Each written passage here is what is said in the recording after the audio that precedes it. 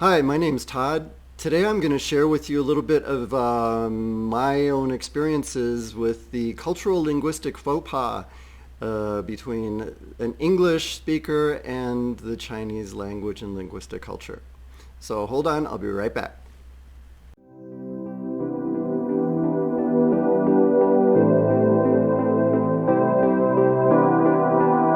关着以前没有的感觉，伤了面子的感对，觉。或者是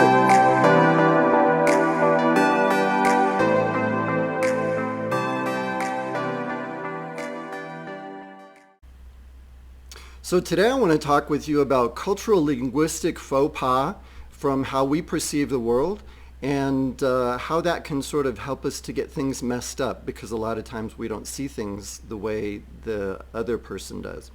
So a few years, well, a long time ago, back in the 80s, when I first was working for Corning Glass for the Corning Glass joint venture in Beijing.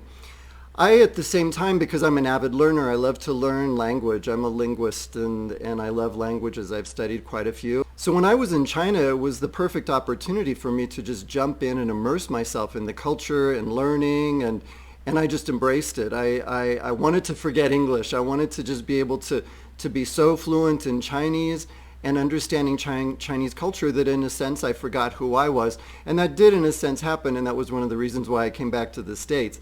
But to explain a little bit of some of the things that I experienced through the linguistic challenges of how the world is viewed differently. One thing is an expression, the first one that sort of led to the whole experience of recognition in how the language is so different in the mindset. I learned an expression, and that expression in Chinese is Gona, which literally means the dog is chasing the rat. And the way it I perceived it was Tom and Jerry. You know, it's like here's Tom and Jerry and the cat's chasing the mouse, and then but what happens is in the Chinese expression, it's the dog is chasing the mouse, and so I saw that again in my head as the Tom and Jerry thing as a cartoon. And I thought, wow, that's really cute, you know, isn't that fun? And so I wanted to use it, and that was something that I always did or do when I'm learning a new expression or I'm learning something new. I always want to go out and try it out. That way it gets embedded and I learn it quicker. And in Chinese, a lot of times you learn the outcome of what you thought was one thing when actually it was something else. So one day when I was going into work, I knew that the boss needed the driver to pick him up and take him somewhere. And that was going to be like tomorrow. And so I went into the driver, and a Beijinger, a guy from Beijing who was a driver. I mean, he didn't speak English, and I didn't speak English to the Chinese. We all spoke Chinese, Mandarin. And so I went in and I said, 你不要认为我狗拿耗子，别忘了明天要去接老板. Which means basically, don't think that I'm the dog chasing the mouse, but don't forget that tomorrow you have to go and pick up the boss to take him to a meeting. And the driver looked at me and he said, you're an adult. Why would you say something like that? And I was sort of shocked. I was like, well, I just learned, this expression and I wanted to try it. And he was very upset. In fact, he was insulted. He was angry. And he wouldn't talk to me. And so I went and asked some friends, what's going on? And basically, the outcome is that this is a very serious expression in Chinese that you don't just throw around. And how I, as an American, misperceived it because of what my culture brought to me. My culture brought me the comparison of Tom and Jerry to the dog chasing the mouse, which essentially is the dog chasing the mouse is saying, mind your own business, is essentially what it is. But I didn't take that perspective of understanding it. It's a very rude way to tell somebody to mind their own business. So another time, in the same business, same situation, we needed to buy tickets, some train tickets. And one of the girls who was working for the Chinese side would be the person to go buy the tickets. And we really needed to make sure we had these tickets, and I think maybe there was only 2 days, and back then you could only buy tickets within 3 days. You couldn't even buy a ticket for 4 days. You could only buy it within 3 days, and so we needed a ticket for 2 days, which meant that it might be kind of difficult to get. And so I was trying to enforce or emphasize the importance of buying the tickets, and I said, hey, even if we have to go with the pigs, ride with the pigs, we need to get there. And she looked at me and she was like, with the pigs? You know, it's like, 没关系，我们和猪走也可以. You know, it's like, doesn't matter, even if we go with the pigs. That was also another problem, because in Chinese you don't put people together with animals, dogs, pigs, pretty much any kind of an animal, especially dogs and pigs. You don't put people together with those animals in one sentence, because it's making a comparison. It's saying, you know, so do you think I'm a pig? Rather than expressing the importance of the fact that we get there. And another thing too is, you know, things don't sound the same in the other language. In our language, maybe something sounds one way, and then when you use that same expression or that same intent in the other language using the same words that you feel are not problematic, they may very well be problematic because of the cultural differences. And so many times our words, even if they go through a translator, because what happens here is if you don't have the sensitivities when you're using a translator to know what you shouldn't say, you can't put it on the translator to be able to filter that all the time, because the translator is trying to exchange languages, and if you don't have a skilled translator at crossing cultures, then you're going to be making cultural faux pas through that translation. So the translator is very important. It's the most important person in that communication, because you need to make sure that that person is crossing the cultural linguistic boundaries both ways. In fact, it's always good to have a backup translator that's listening in, making sure that what's being said is correct, because that person having those cross-cultural, cross-linguistic skill sets will be able to filter anything that might be misconstrued or misunderstood. So one thing about the Chinese culture is that they don't have the concept of what we say, sticks and stones may break my bones, but words will never hurt me. It's just the opposite in Chinese. They are very sensitive to words, and they will understand what they hear. And that's an aspect of the language, that's an aspect of the culture. What you say is what I hear, what I think I hear, or how I interpret it, and that is what you mean.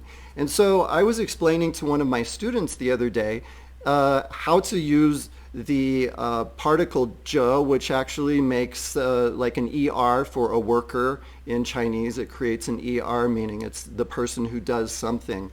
And there's a good expression in the Chinese language, and that is 说者无意，听者有心, which basically means that the person who said something didn't have any ulterior meaning behind it. There was nothing else intended. But the person who heard what that person said heard something, heard an intended meaning.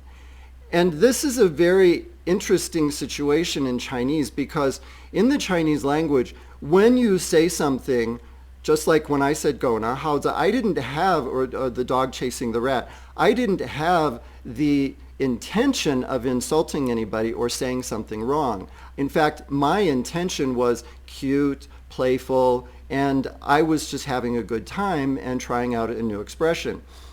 But the person who heard me say that did not understand it from that perspective. I mean, no matter how I tried to explain myself, it didn't change how that person interpreted it. And so it's very important to watch what we say.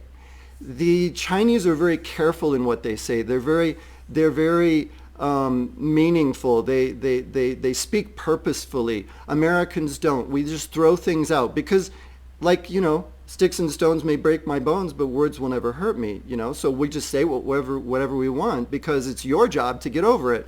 But for the Chinese, it's not your job. It's not my job to get over it. It's your job to be sensitive to what you're saying.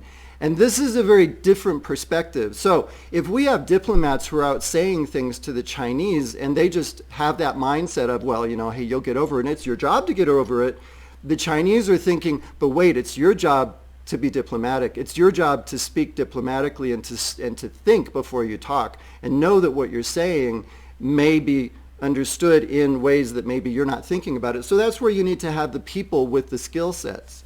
There's another expression in Chinese which sort of comes along with this. It's 君子保丑，十年不晚, which means that a a righteous person, an upright person, will get revenge after 10 years.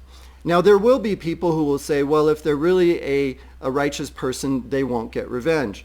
But I'll take a little bit with the cultural difference here.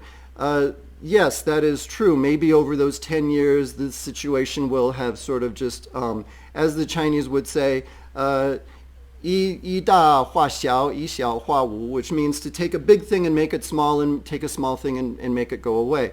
So yeah, there are situations where that would happen.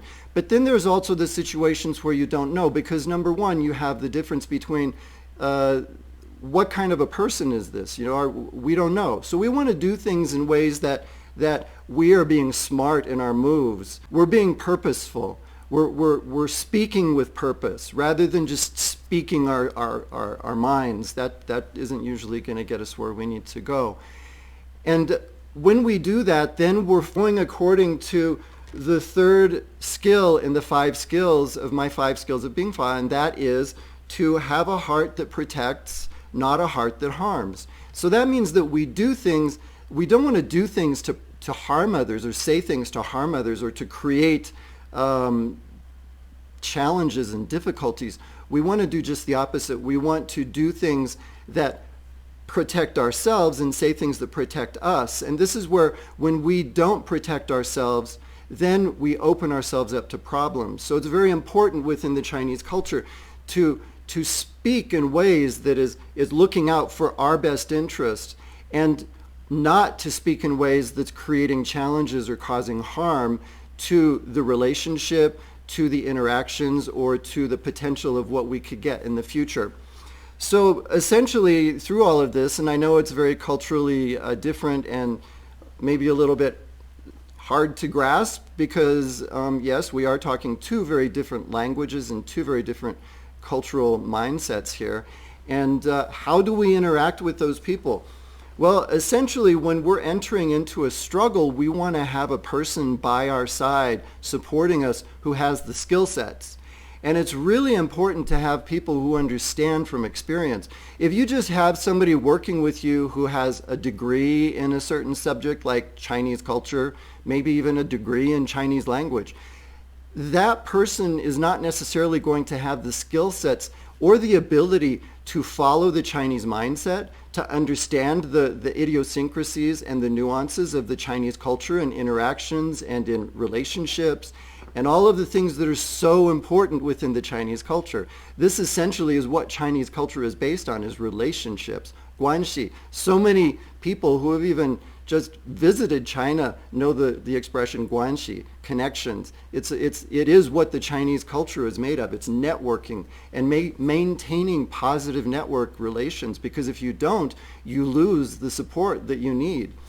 So if you were going to war, would you want to have a rookie soldier without the experience that you need to win the battle, or would you want to have an experienced soldier who fought in the fields?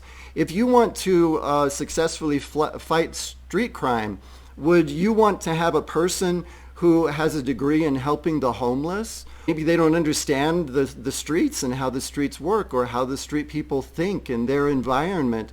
Or do you want to have a person who survived the streets, came out successful, is on your side and supports you because they understand you, to be able to help you to be successful in the streets? Which is going to be the more important, the more successful? Obviously, it's the person who has the background of surviving the streets is going to be able to help you maneuver and navigate the streets in order to fight street crime.